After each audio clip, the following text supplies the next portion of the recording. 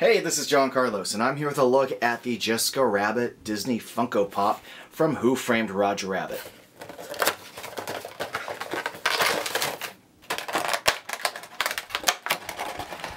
She comes with a little figure stand.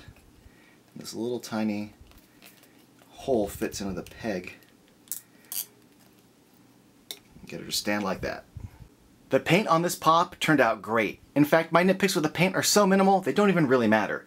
Now let's take a closer look at the head, because the one thing that's interesting is that most pops start off with a skin-colored vinyl base for the face, and then they, paint the hair. This figure is more like Chucky in Black Widow in that they start with the hair color base, and they've painted the face a skin color. And they did a great job painting this. I think her lips look really good.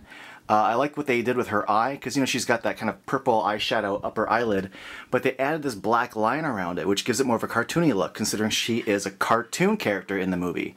I think her eyebrows are really well done, and even the hairline's pretty good. Compared to, say, Chucky or Black Widow, which was really problematic, it only kind of bleeds over there a little bit and bleeds right there a bit, and that's not really that bad. Her earring looks good, and the paint on her dress looks awesome. One of the things I like about the dress is they included glitter, so it gives kind of a shimmery effect the way she appears in her opening scene where she's singing on stage and sitting with Eddie Valiant.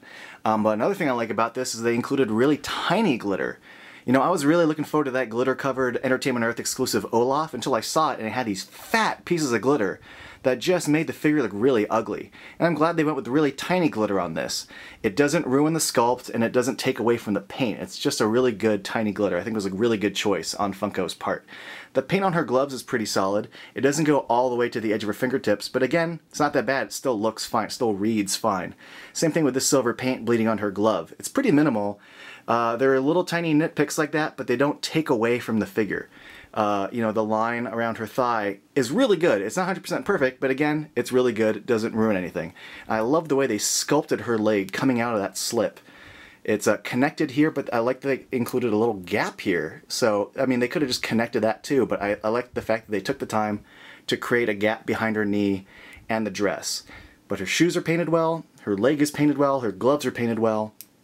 Overall, this figure is really, really solid. The only other thing that I want to point out is that almost every single one I saw had kind of a bent, wobbly microphone stand, including this one, but this was the best paint job I saw out of the bunch. And I think this Jessica Rabbit pop turned out great. I love the way they handled her hair. She looks like the character, she looks like a pop. They translated her into pop very well. Great pose with the hand and the leg, everything. Love this pop. Love it. Thanks for watching.